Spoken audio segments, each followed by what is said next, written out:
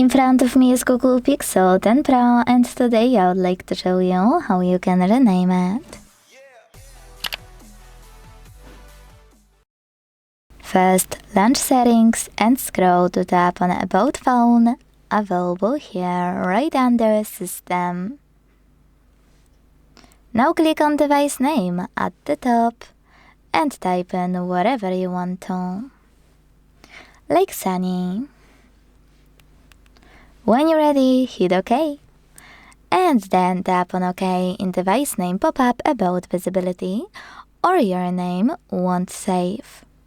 So when I tap, I can see that name of my smartphone has changed. Now let's try if I won't confirm my choice in a second pop-up. So first OK, and second cancel. As you can see, it wasn't applied at all.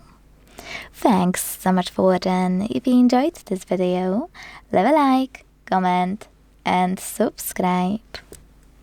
Bye!